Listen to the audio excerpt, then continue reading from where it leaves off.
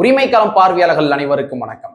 இன்னைக்கான அரசியல் களத்துல எது சம்பந்தமாக விவாதிக்க போறோம் அப்படின்னா, நேற்றைய தினத்துல தமிழக வெற்றி கழகத்தினுடைய விஜய் அவர்கள் நோன்பு திறந்திருக்கிறாரு.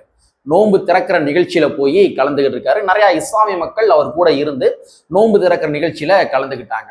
சோ அந்த நிகழ்ச்சியில விஜய் அவர்கள் ஏறக்குறைய ஒரு 5 நிமிடங்கள் பேசுகின்றார். அவர் 5 நிமிடங்கள் பேசிய பொழுது அதுல ஒரு 2 வார்த்தைகளை அவர் பர்டிகுலரா சொல்றாரு. சோ இந்த 2 வார்த்தைகள் தமிழ்நாட்டினுடைய அரசியல் களத்தில் மிகப்பெரிய பேசு பொருளாக மாறிக்கொண்டிருக்கின்றது. விஜய் அவர்கள் உதிர்த்த அந்த 2 வார்த்தைகள் மூலமாக திராவிட முன்னேற்ற கழகம் மேலும் மேலும் திணறிக் கொண்டிருக்கின்றது. குறிப்பாக திராவிட முன்னேற்ற கழகத்தினுடைய ராஜ தந்திரங்கள், இந்த திசை திருப்பும் அரசியல், இது எல்லாமே கொஞ்சம் கொஞ்சமாக நீர்த்து போய் கொண்டிருக்கின்றது. ஸோ அந்த மேட்ரு என்ன, அதற்கு பின்னாடி இருக்கிற அரசியல் என்ன, அறிந்து கொள்வதற்கு பல்வேறு வகையான தரவுகள் இருக்கின்றது. அது என்னவென்று இந்த காணொலியில கொஞ்சம் டீட்டெயிலா பார்த்துடலாம். நண்பர்கள் அனைவருக்கும் இளம் பெருவழுதியின் இனிய வணக்கம். நாங்க இப்படி வந்து பார்த்துட்டோம், இனி ஜென்மத்துக்கும் எங்களால துணிய முடியாது. அதனால நாங்க சண்டை போட போறோம். வீடியோக்குள்ள போறதுக்கு முன்னாடி நம்ம நேயர்கள்ட்ட ஒரு கேள்வி கேட்டுருவோம். உங்களுடைய பதில்களை நீங்க கமெண்ட் பாக்ஸ்ல கமெண்டா போட்டுருங்க. தமிழக வெற்றி கழகத்தினுடைய விஜய் அவர்களுக்கு இஸ்லாமிய மக்களுடைய வாக்குகள் போகுமா போகாதா? ஒருவேளை போவதாக இருந்தா என்ன காரணத்திற்காக போகும், இல்லைங்க போகாதுங்க அப்படின்னா என்ன காரணத்திற்காக போகாது? இஸ்லாமிய மக்களுடைய வாக்குகள் மொத்தம் எத்தனை சதவீதங்கள் விஜய் அவர்களுக்கு டிரான்ஸ்பர் ஆவதற்கான வாய்ப்புகள் இருக்கின்றது அப்படின்றத நீங்க கமெண்ட் பாக்ஸ்ல கமெண்டா போட்டுருங்க. உங்களுக்கு வேற ஏதும் கருத்துக்கள் இருந்தாலும் கூட நீங்க கமெண்ட் பாக்ஸ்ல கமெண்டா போட்டுருங்க. சரிங்களா? சரி, தமிழக வெற்றி கழகத்தினுடைய விஜய் அவர்கள் நேற்றைய தினத்துல ரம்ஜான் நிகழ்ச்சியில போய் கலந்துக்கிறாரு. அதுல அவர் ஒரு பர்டிகுலரா ஒரு 2 முக்கியமான ஸ்டேட்மெண்ட்டை பதிவு பண்றாரு. அந்த 2 ஸ்டேட்மெண்ட்டை தான் நம்ம கொஞ்சம் டீகோடிங் பண்ண போறோம். அதுல முதல் ஸ்டேட்மெண்ட் என்ன சொல்றாரு அப்படின்னா, நான் என்னுடைய முதலாம் மாநாட்டிலே, அதாவது விக்கிரவாண்டியில் நடத்தினா தெரியுமா முதலாவது மாநாடு, அந்த முதலாவது மாநாட்டிலேயே தமிழக வெற்றி கழகம் ஒரு மதசார்பற்ற கட்சி அப்படின்றத நான் பிரகடனப்படுத்தி இருக்கிறேன் அப்படின்றத அவர் பதிவு பண்றாரு. தமிழக வெற்றி கழகம் மதசார்பற்ற பார்ட்டியா அப்படின்னு பார்த்தோம்னா, அரசியல் ரீதியாக விஜய்களை விமர்சனம் பண்ணுவதற்கு 1000 காரணங்கள் இருக்கலாம். பட் இருந்தாலும் நமக்கென்று ஒரு ரெஸ்பான்சிபிலிட்டி இருக்கு இல்லையா? அந்த ரெஸ்பான்சிபிலிட்டி அடிப்படையில் பார்க்கின்ற பொழுது தமிழக வெற்றி கழகம் மதசார்பற்ற பார்ட்டியா பார்ட்டி இல்லையா என்பதனையும் தாண்டி தமிழக வெற்றி கழகத்துல இருக்கிற இளைஞர் பட்டாளங்கள் இருக்காங்க இல்லையா, அந்த இளைஞர் பட்டாளங்களை நாம என்னவாக தேக்கமடைய வைக்க போறோம் அப்படின்றதான் நம்மளுடைய பார்வை இருக்க வேண்டும். இப்போ ஒண்ணும் கிடையாது, ஒரு சின்ன எக்ஸாம்பிள் சொல்றேன். நீங்க அகில இந்திய லெவல்ல பாஜகவுடைய அரசியல் என்ன? பாஜகவுடைய அரசியல் என்பது ஹிந்துத்துவ அரசியல். பாஜக யாரை முன்னிறுத்தி அரசியல் பண்றாங்க, யார் மேல வெறுப்பு பிரச்சாரங்களை கட்டவிழ்த்து விட்டு அரசியல் பண்றாங்க?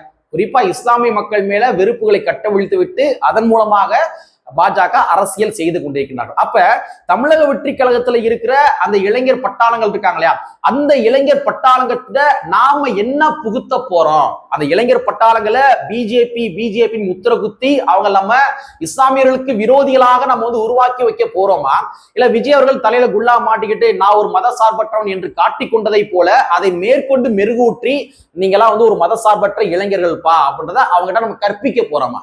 இது ரொம்ப ஒரு விவாதம் பண்ண வேண்டிய ஒரு டாபிக். நீங்க கொஞ்சம் யோசிச்சு பாருங்க. விஜய் அவர்கள் அந்த நிகழ்ச்சியில தலையில குல்லா மாட்டிக்கிட்டு அவர் என்ன சொல்லாரு, ஒரு ஸ்டேட்மெண்ட்டை சொல்லாரு, நான் ஒரு மதச்சார்பற்ற பார்ட்டி, எங்களுடைய பார்ட்டி தமிழக வெற்றி கழகம் மதச்சார்பற்ற பார்ட்டி அப்படின்றத டிக்ளேர் பண்றாரு. அவர் அந்த குல்லாவை மாட்டாம இருந்து நாங்க ஒரு ஹிந்துத்துவா பார்ட்டி, நாங்க ஒரு ராமர் அரசியல் செய்யக்கூடிய நபர்கள், நாங்கள் பிள்ளையார் அரசியல் செய்யக்கூடிய நபர்கள் அப்படின்ற மாதிரி அவர் ஓப்பனா டிக்ளேர் பண்ணிட்டாரு அப்படின்னா, அப்ப அந்த இளைஞர் பட்டாளங்கள் இருக்காங்க இல்லையா, தமிழக வெற்றி கழகத்துல இருக்கிற அந்த இளைஞர் பட்டாளங்கள் எந்த அரசியல் திசையை நோக்கி போயிருப்பார்கள்? அவங்களும் ஒரு ஹிந்துத்துவா சிந்தனை கொண்ட திசையை நோக்கி போயிருந்திருப்பார்கள். அவர்களும் ஒரு ராமர் அரசியலை நோக்கி நகர்ந்திருப்பார்கள். அப்ப அந்த இளைஞர்களை நாம என்னவாக தேக்கம் அடைய வைக்க போகின்றோம் அப்படின்றது நமக்கு ஒரு ரெஸ்பான்சிபிலிட்டி இருக்கணும், நமக்கு ஒரு பொறுப்பு உணர்வு இருக்கணும் அப்படின்றத நான் சொல்றேன். இப்ப நீங்க கொஞ்சம் திங்க் பண்ணி பாருங்களேன். சிறுபான்மை மக்கள் நம்ம எப்படி பாதுகாக்க முடியும்? சிறுபான்மை மக்களை எப்படி பாதுகாக்க முடியும்னா, அவங்களை உடனே அவங்க சிறுபான்மை மக்கள் பெரும்பான்மை மக்களாக மாறிவிட முடியாது. இப்போ ஒரு 3% மக்கள் இருக்கிறாங்க அப்படின்னா அவங்க உடனடியாக ஒரு 50% மாற முடியாது. 50% மாறி எதிரிகளை வீழ்த்த முடியாது. அந்த சிறுபான்மை மக்களை நம்ம எப்படி பெரும்பான்மை மக்களாக மாற்ற முடியும் அப்படின்னா, ஐடியாலஜிக்கல் ரீதியாகத்தான் மாற்ற முடியும். சிறுபான்மை மக்களுக்கு நாமளும் நம்முடைய ஆதரவுகளை தெரிவித்து அதன் மூலமாக ஐடியாலஜிக்கல் மூலமாக சிறுபான்மை மக்களை மாற்ற முடியும். இப்ப நானும் உனக்கு ஆதரவு தெரிவிக்கிறேன், நீ சிறுபான்மை மக்கள் கிடையாது, நானும் உனக்கு மதசார்பற்ற ஒரு சிந்தனையின் அடிப்படையில் உனக்கு ஆதரவு தெரிவிப்பதன் மூலமாக நீ சிறுபான்மை என்று சொல்லப்படுகின்ற அந்த நிலையிலிருந்து நீ பெரும்பான்மை மக்களாக மாறுகின்றாய் அப்படின்றத நம்ம வந்து அந்த சிறுபான்மை மக்களை பெரும்பான்மை மக்களாக மாற்ற முடியும். புரியுதுங்களா? எண்ணிக்கை தலை ஹெட்டோட எண்ணிக்கை அடிப்படையில் அவங்க பெரும்பான்மை மக்களா உடனடியாக மாற்ற முடியாது, ஐடியாலஜிக்கல் ரீதியா மாத்தலாம். அப்ப ஐடியாலஜிக்கல் ரீதியா அவங்களை பெரும்பான்மை மக்களாக மாற்றிதான் அவங்களுக்கு பாதுகாப்பு வளையத்தை நம்மால் ஏற்படுத்த முடியும். இப்ப அண்ணன் திருமாவர்களுடைய நீங்க ஸ்டேட்மெண்ட்டை பாத்துறீங்களா? அவர் சொல்வாரு, அதாவது சில பேர் என்ன தலித்துன்னு சொல்லாத சொல்றாங்க, ஆனா நான் தலித்துன்னு சொல்லுவேன். ஏன்னா அகில இந்திய லெவல்ல பட்டியல் சமுதாய மக்களை எல்லாத்துமே ஓரணியில் திரட்டி பெரும் சக்தியாக காட்டுவதற்கு தலித் என்ற அந்த ஒற்றை அடையாளம் தேவைப்படுகின்றது அப்படின்னு சொல்லுவாரு. அதனாலதான் வந்து அவர் பெரும்பாலும் எங்கேயும் சாதி பேரை சொல்லாம அகில இந்திய லெவல்ல இருக்கிற தலித்துகளுடைய பிரதிநிதின்ற மாதிரி காட்டிக்கிற மாதிரி அந்த மக்களை ஓரணியில் திரட்டுவதற்காக தலித் என்ற வார்த்தை யூஸ் பண்ணுவார். கிட்டத்தட்ட அதே மாதிரிதான் இப்ப சிறுபான்மை மக்கள் அப்படின்னா அவங்க வந்து எண்ணிக்கையின் அடிப்படையில் பார்க்கின்ற பொழுது இஸ்லாமியர்கள் சிறுபான்மை மக்களா இருப்பாங்க. அப்ப இந்த மத சார்பற்ற என்று சொல்லப்படுகின்ற அந்த பேட்டர்ன் மூலமாக அந்த வார்த்தையின் மூலமாக சிறுபான்மை மக்களை ஐடியாலஜிக்கல் ரீதியாக பெரும்பான்மை மக்களாக மாத்தினா மட்டும்தான் அவங்களுடைய பாதுகாப்பை உறுதி செய்ய முடியும். சரிங்களா? சோ அந்த வகையில பார்க்கின்ற பொழுது விஜய் அவர்கள் உதிர்த்த அந்த வார்த்தை இருக்கு இல்லையா, அதாவது நாங்களும் மத சார்பற்ற கட்சி தான், இதை வந்து என்னுடைய முதலாம் மாநாட்டிலேயே நான் டிக்ளேர் பண்ணிட்டேன் அப்படின்னு சொல்றாரு இல்லையா. சோ இந்த வார்த்தையின் மூலமாக நம்ம அந்த கட்சியில இருக்கிற இளைய தலைமுறைகளை அவங்களை இஸ்லாமிய மக்களுடைய ஆதரவாளர்களாக நம்ம மாற்ற வேண்டும். அரசியல் ரீதியா வந்து அவர் 1000 விமர்சனம் போவாங்க, நீ அதுக்கு பேசின இதுக்கு பேசியா, நாம வந்து அந்த டாபிக்ல போகல. அந்த தமிழக வெற்றி கழகத்துக்கு பின்னாடி இருக்க இளைய தலைமுறைகளை நாம ஹிந்துத்துவ சிந்தனை கொண்ட மனிதராக மாற்ற போறோமா, இஸ்லாமியருடைய விரோதிகளா மாற்ற போறோமா, இல்ல அந்த மக்களை அந்த இளைஞர்களை ஒரு ஜனநாயகவாதிகளாக மத சார்பற்ற இளைஞர்களாக மாற்ற போறோமா? இதுதான் நம்ம கண்ணு முன்னாடி இருக்கிற மிகப்பெரிய கேள்வி. சோ அந்த வகையில பாக்குறப்ப விஜய் அவர்கள் மதசார்பற்ற, நாங்க ஒரு மதசார்பற்ற பார்ட்டி அப்படின்ற வார்த்தையை யூஸ் பண்ணியிருக்காரு. உள்ளபடி அதை வரவேற்க வேண்டிய ஒரு விடயம். சரிங்களா? இது முதல் வார்த்தை. இரண்டாவதாக நெவர் பிஜேபி அப்படின்றத மறுபடியும் அவர் டிக்ளேர் பண்ணியிருக்காரு. நம்ம மேல அவதூறு பரப்புவதற்காக பல நபர் வந்து நம்ம பிஜேபியுடைய கைக்கூலி, ஒரு குறிப்பிட்ட கட்சியினுடைய கைக்கூலி அப்படிலாம் வந்து ஒரு மென்ஷன் பண்றாங்க. பட் நாம அப்படி கிடையாது, நம்ம வந்து எப்பொழுதுமே நம்மளுடைய கொள்கை எதிரி பிஜேபி தான் அப்படின்றத அவர் வந்து டிக்ளேர் பண்றாரு. மறுபடியும் இந்த இடத்துல வந்து அவர் உறுதிப்படுத்துறாரு. சோ இதை நாம எப்படி பாக்குறோம் அப்படின்னா, அதாவது சேம் தான். அதாவது பிஜேபிக்கு எதிரான மனநிலை கொண்ட மனிதர்களாக, எதிரான மனநிலை கொண்ட இளைஞர்களை உருவாக்க வேண்டியது நம்முடைய கடமை. இப்ப திராவிட முன்னேற்ற கழகம் விஜய் அவர்களுக்கு வந்து ஒரு சங்கி முத்திரை குத்துறாங்க, விஜய் வந்து பிஜேபியுடைய பி டீம் அப்படின்ற மாதிரி அடையாளப்படுத்துவதாக இருந்தா அவங்களுக்கு வந்து அதுல ஒரு அரசியல் லாபம் இருக்கும். ஏன்னா பிஜேபி எதிர்க்கிறதுல நான் தான் முதன்மையான ஆளா இருக்கணும், எனக்கு நீ காம்படேட்டிவா வந்து வந்துடக்கூடாது, ஒரு போட்டியாளர் வந்துடக்கூடாது அப்படின்ற காரணத்துக்காக இவங்க வந்து சங்கி முத்திரை குத்துறாங்க.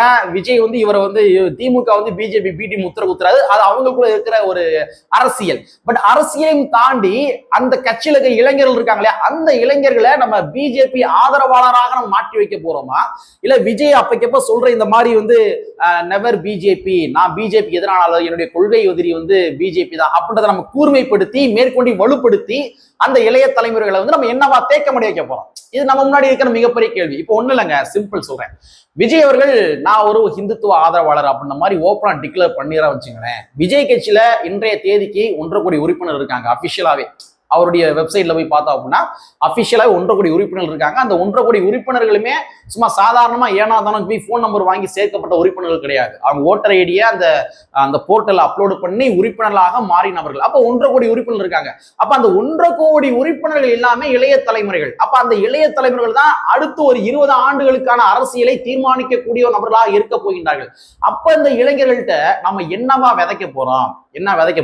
ஆன்டி பிஜேபி அப்படின்றத விதைக்க போறோமா, இல்லாட்டி வந்து நீ அரசியலுக்காக நீ பிஜேபி பி டீம் பிஜேபி போ அப்படின்னு தள்ளி வைக்க போறோமா? இந்த கேள்வி நம்ம முன்னாடி இருக்கு இல்லையா? சோ அதனால சொல்றேன், அரசியலையும் தாண்டி தமிழக வெற்றி கழகத்துக்கு பின்னாடி இருக்கிற அந்த இளைய தலைமுறைகளை நாம என்னவாக வந்து உருவாக்க போறோம் அப்படின்ற கேள்வி நமக்கு இருக்குது.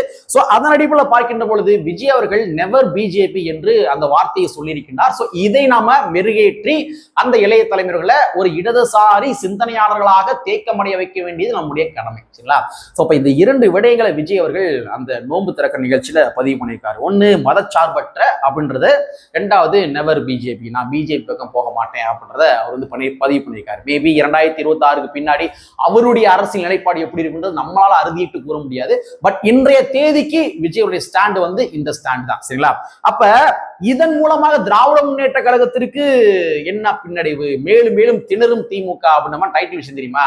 அவங்களுக்கு என்ன ஒரு சங்கடம், என்ன ஒரு ஏன் திணறாங்க அப்படின்னா, விஜய் வந்து இஸ்லாமிய மக்களுடைய வாக்குகளை எடுப்பதில் சக போட்டியாளராக வந்து கொண்டிருக்கின்றார் அப்படின்றது மிகப்பெரிய ஒரு பின்னடைவாக திராவிட முன்னேற்ற கழகத்தில் பார்க்க முடிகின்றது.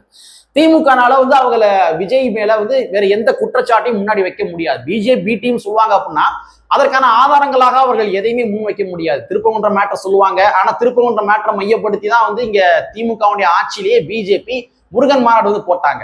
அந்த முருகன் மாநாடு அவங்க எவ்வளவு இலகுவா போட்டாங்க, அதுல என்னென்ன பேசினாங்க, அதுல பேசிய நபர்கள் மீது திமுக வழக்கு போட்டதா? ஏன்னா நீதிமன்றம் வந்து என்ன சொன்னாங்கன்னா அதுல அரசியல் பேசக்கூடாதுன்னு சொன்னாங்க. ஆனா அரசியல் பேசினாங்க. அப்ப அரசியல் பேசிய நபர்கள் மீது திமுக வழக்கு போட்டதா? இந்த மாதிரி பல்வேறு வகையான கேள்விகள் இருக்கின்றது.